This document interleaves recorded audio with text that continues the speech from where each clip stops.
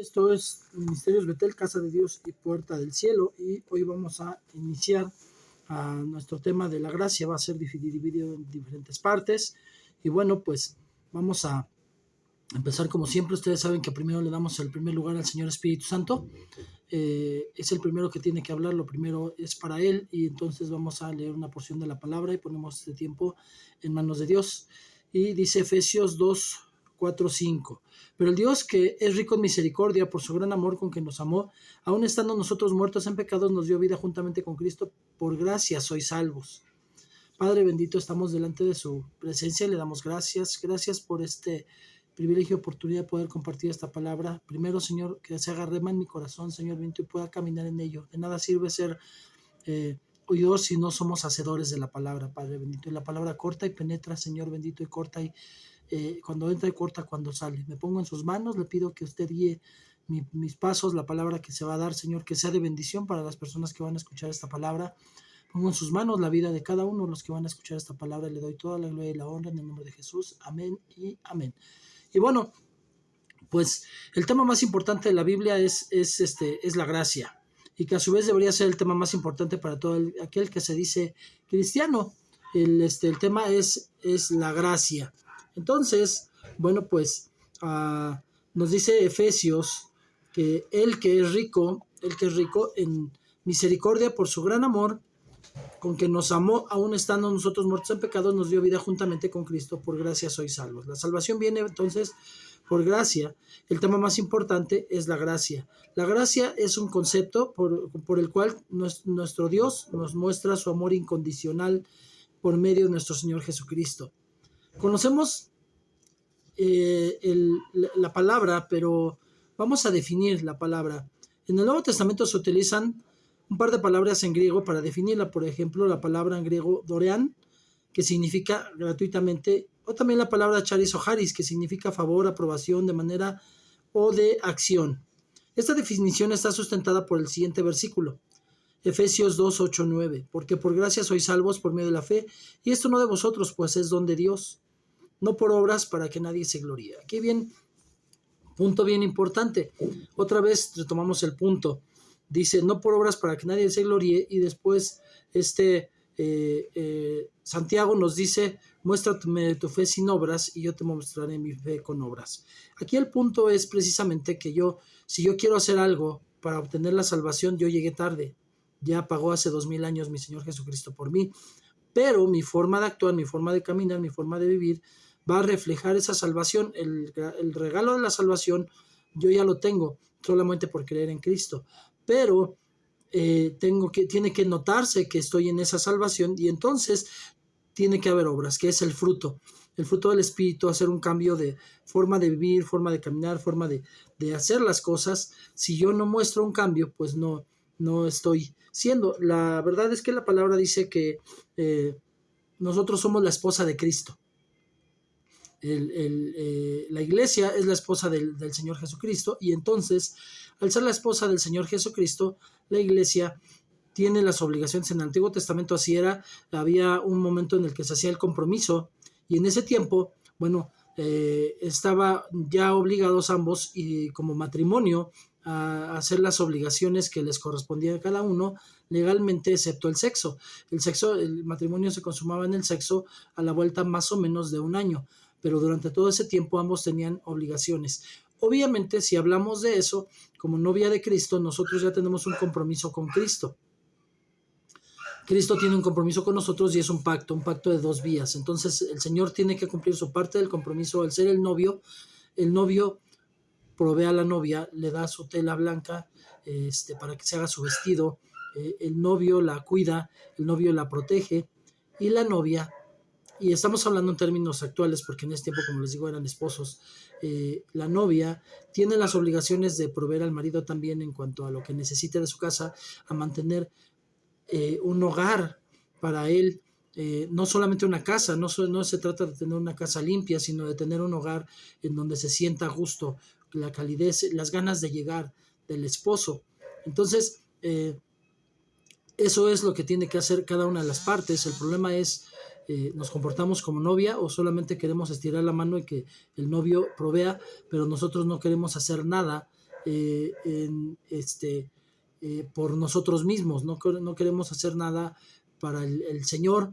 Queremos que todo el Señor lo haga, pero nosotros no esperamos, esperamos que Él no nos obligue. Como estamos en la gracia, creemos que, pues la gracia no es hacer lo que yo quiera, no es pecar cuando yo quiera, no. O sea, ya vimos que entonces aún estando en la gracia, yo necesito tener hechos, o sea, fruto. Tiene que haber fruto. Obviamente, ahí vemos, hablando de la imagen del novio y de la novia, está la historia que vemos en el libro de Oseas, que Oseas le mandó el Señor a pedir que se casara con una mujer adúltera, el profeta, y ella pues le es infiel a él y él tiene que ir a perdonarla, vemos en esa historia, y vemos que el Señor Jesús escogió, y ese libro es un reflejo, una imagen de Cristo con la iglesia, porque la iglesia una y otra vez se ha ido a ensuciar, una y otra vez le ha dado la espalda, y sin embargo él va y la busca. Pero hay un momento en el que la gracia se va a terminar. Esto no nos debe de dar alegría de decir, ay, pues yo me ensucio y el Señor me... No, la gracia en algún momento se va a terminar. Hoy por hoy el Señor me decía, sí, hay muchas iglesias que se dicen iglesias cristianas. Está la iglesia de la teología de la liberación, está la iglesia de la hipergracia, y etcétera. Pero vemos en la parte en esto que estamos leyendo, es que sí es verdad que todos son iglesias que Dios ha comprado con su sangre, pero aquí hay un punto. La gracia se va a terminar en algún momento.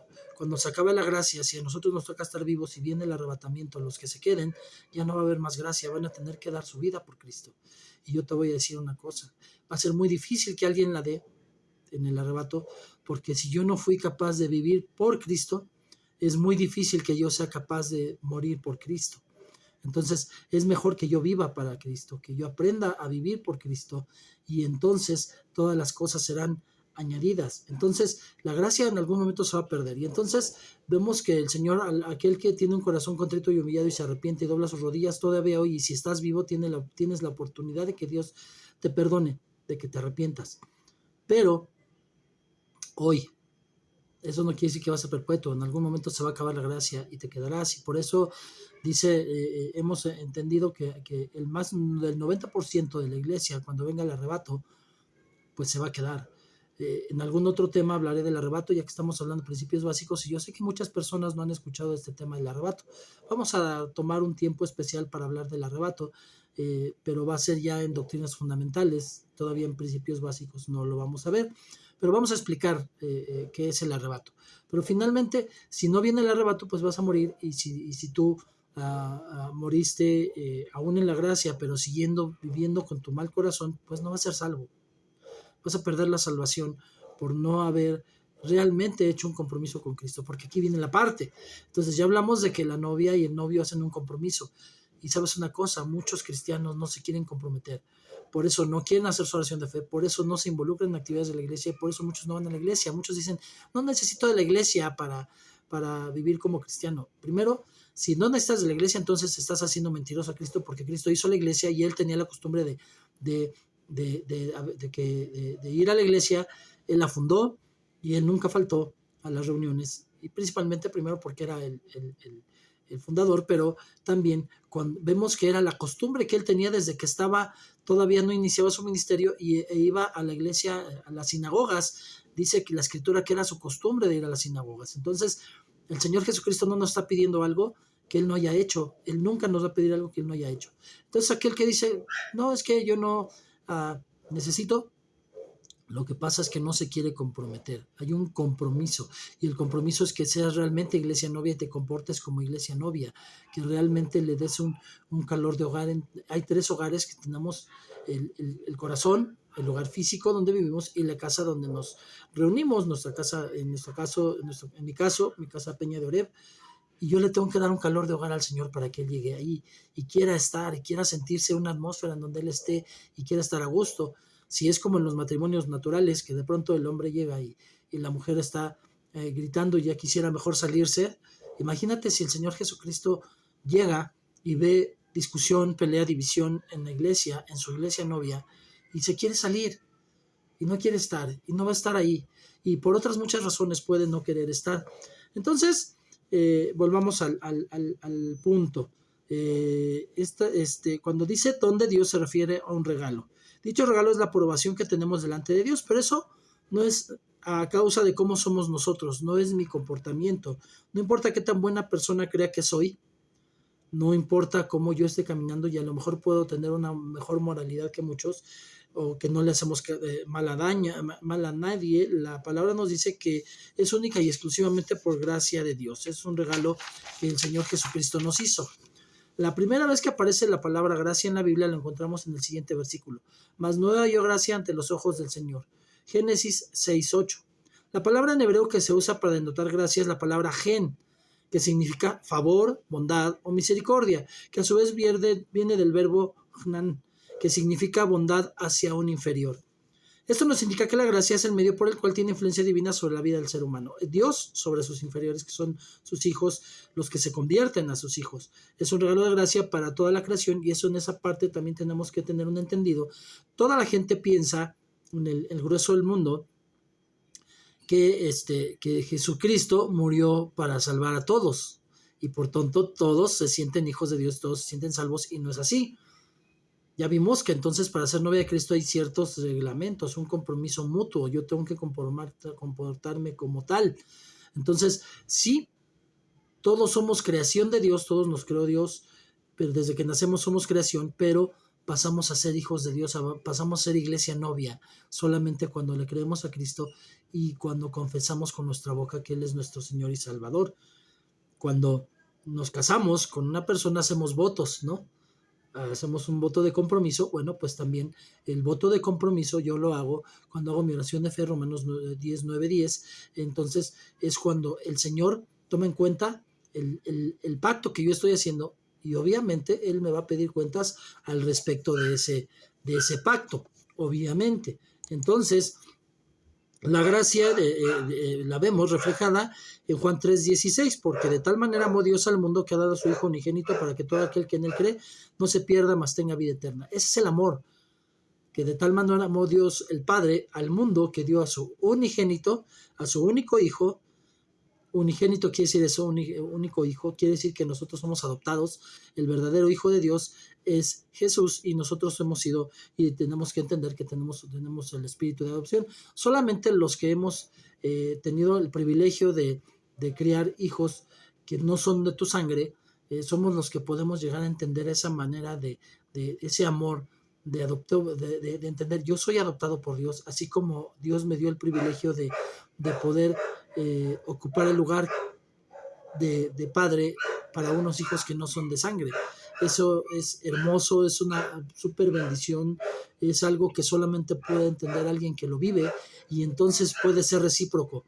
Lo vives hacia abajo y entonces lo entiendes hacia arriba, y sabes cuánto es el amor de Dios. Porque obviamente pues yo como padre adoptivo de alguna manera de hijos, no puedo ser tan perfecto y puedo cometer muchos errores, pero mi padre, cuando me adopta, Él es perfecto, es el Padre perfecto para mí. La gracia entonces se puede ver reflejada en lo que Cristo hizo en la cruz para que todo aquel que crea en Él tuviera un medio de salvación. ¿Pero qué crees? Que tenemos que verlo de dos lados, porque también la gracia es que si Él me amó, yo lo tengo que amar. Y dice la Escritura, ¿cómo puedes amar a quien no ves, o sea, a Dios, si no puedes mostrar tu amor en los que ves? Cuando tú no le, dice la Escritura, cuando tú no le diste un vaso con agua a uno de estos pequeños, no me lo diste a mí. Cuando tú se lo diste, me lo diste a mí. Entonces, el Señor ve en nuestra manera de comportarnos con nuestros consiervos, cómo le amamos. Y yo te voy a decir una cosa, un pacto de matrimonio no se puede hacer si no amas a la persona con la que te vas a casar. ¿Cómo puedes hacer una oración de fe si no amas todavía al novio? ¿Cómo no le puedes hacer una oración de fe declarando Señor y Salvador si no has entendido qué es ser Señor y Salvador? Entonces, Juan 3:16 siempre lo vemos de un lado, wow, el amor infinito de Dios, y es verdad. ¿Y qué de mí? ¿Cómo estoy amando a Dios? ¿Cuánto estoy amando a Dios? De tal manera estoy amando yo a Dios que soy capaz de dar mi vida. por Él, de vivir mi vida por Él, de ir para que otro más se convierta y que pueda acceder a esa vida. La relación de Dios con el hombre siempre se basó en la gracia. Sin embargo, debido a la rebeldía del hombre, surgió un paréntesis en la historia y esto lo conocemos como la ley. Y el paréntesis es un decir, porque aún dentro de la ley vimos la gracia de Dios.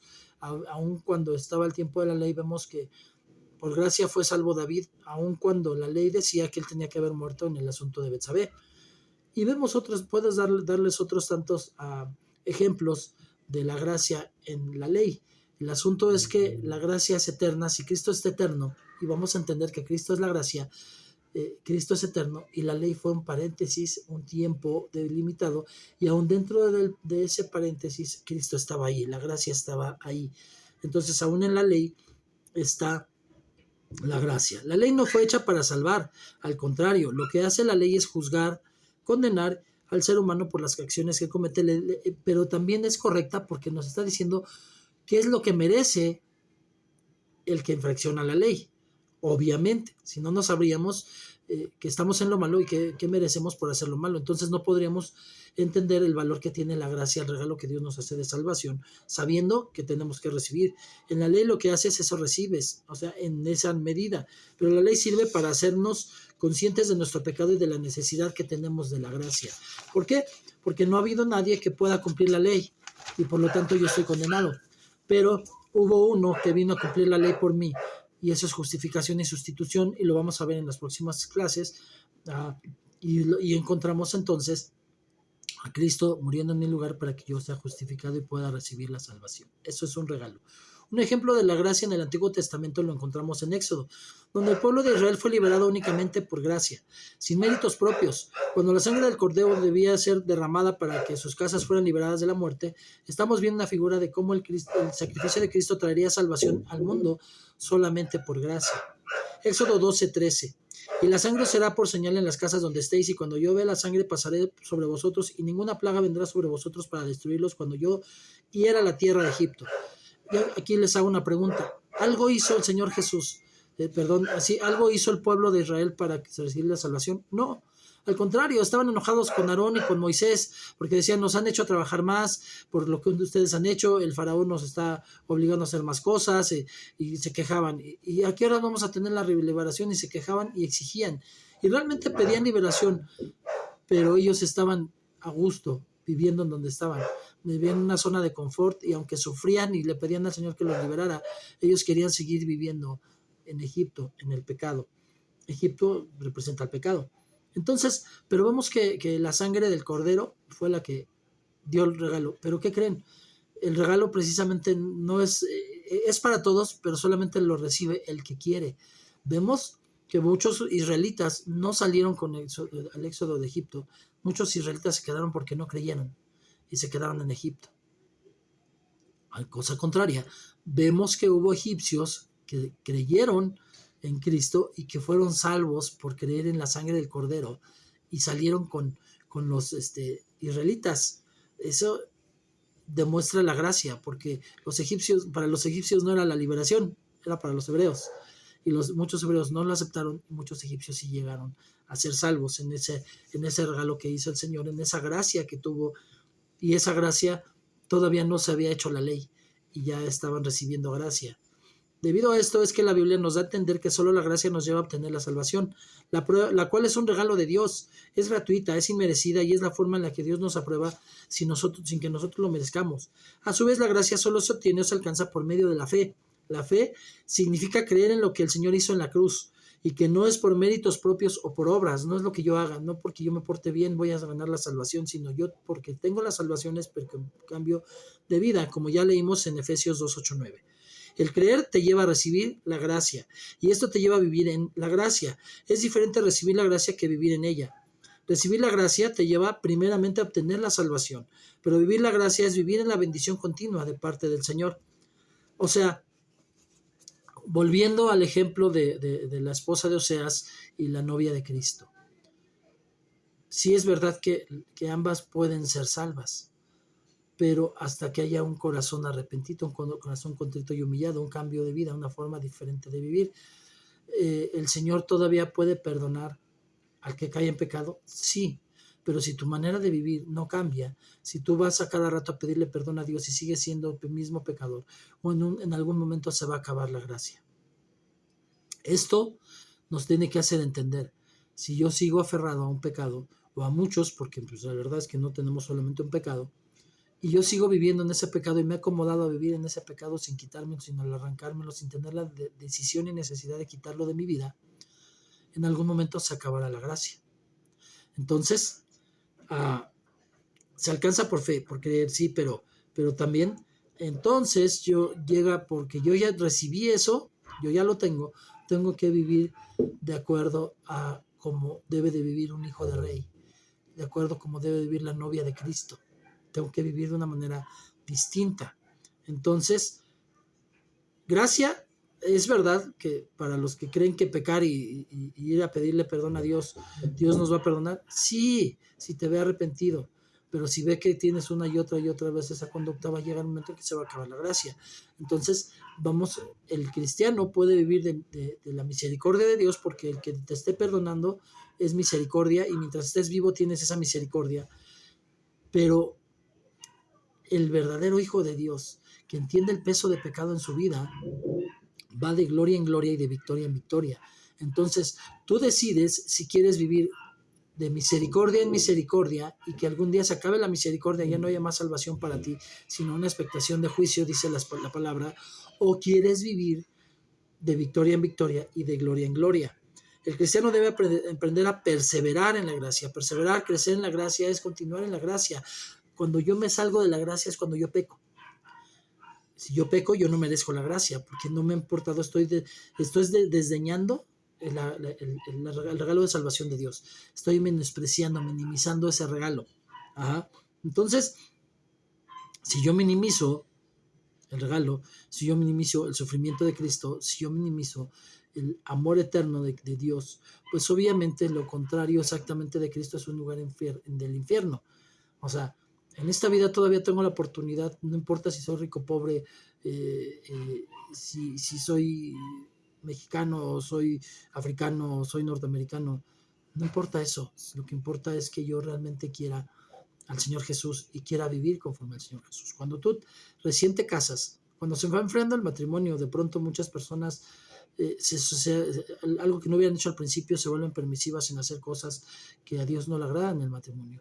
Pero al principio tú te casaste con la idea de serle fiel totalmente a tu esposa, totalmente a tu esposo, y en ese momento que estamos en el altar es el momento perfecto de cómo debería de vivirse el matrimonio durante años. El matrimonio con Cristo, si yo soy novio, soy parte de la novia de Cristo, la iglesia, yo tengo que comportarme digno novio de Cristo. Tendría que comportarme porque todavía no se consuma la boda. Entonces, sí, el Señor me trata como si fuera su esposa. Voy a hacerlo, pero todavía no se consuma.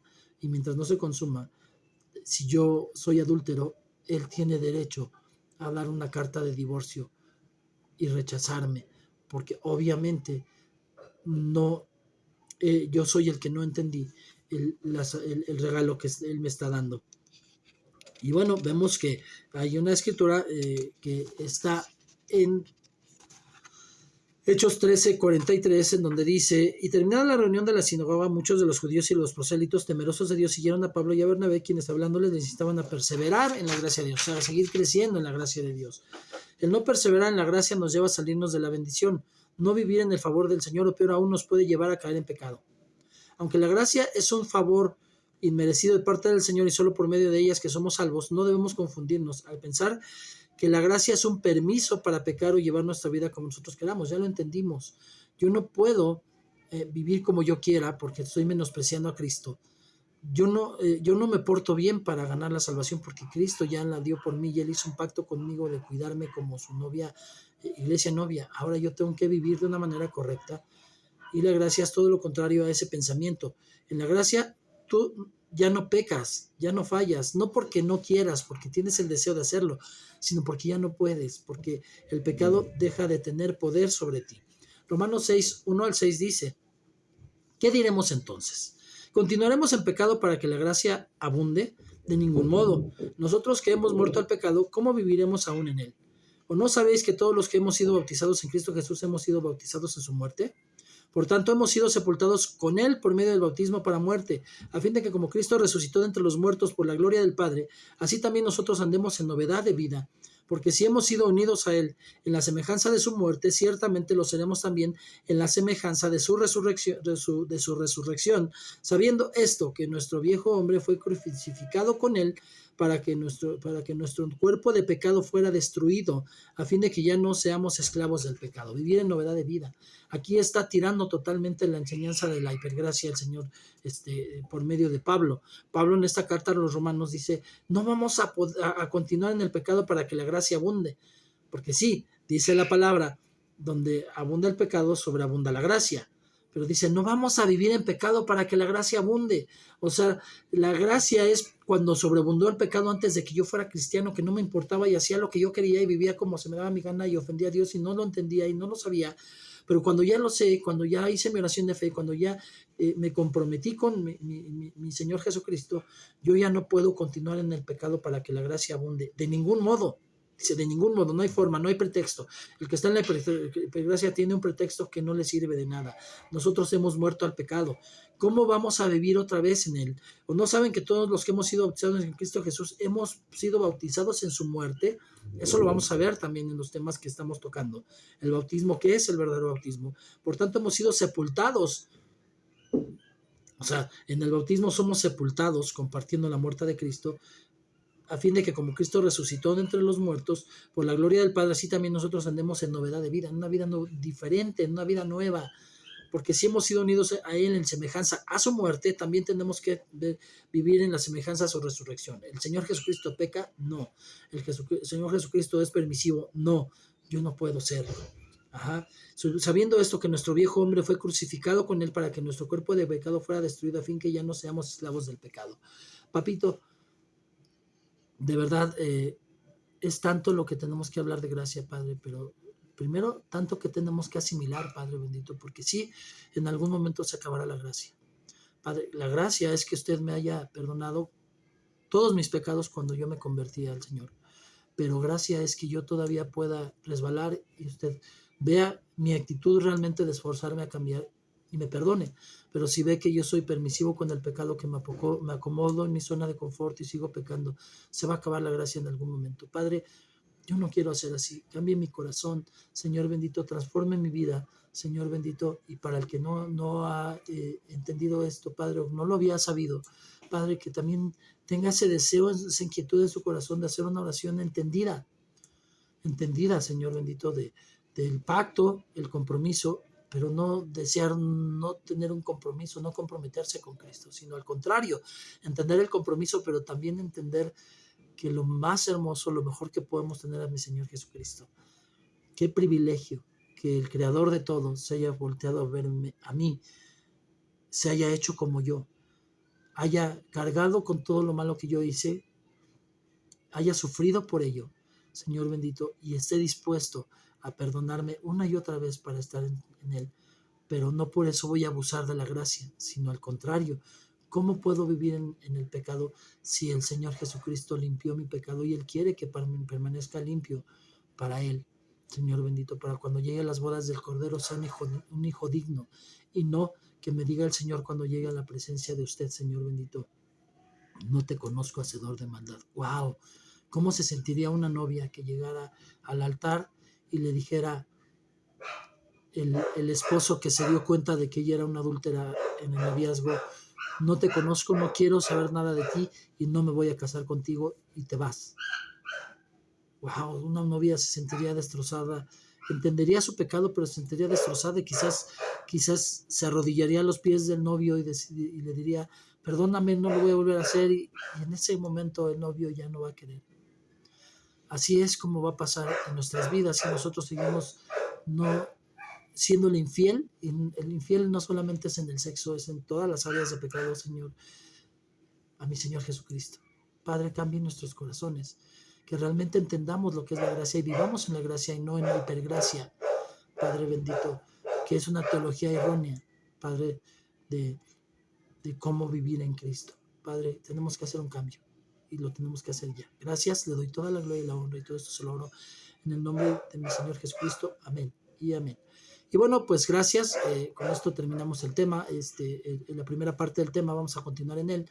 Como siempre les pido que me regalen un like, que compartan para que otros también puedan recibir la bendición y que me regalen un comentario en la caja de comentarios. Como siempre estaré atento a los comentarios que me hagan. Gracias, que Dios los bendiga. Nos vemos a la próxima. Chao.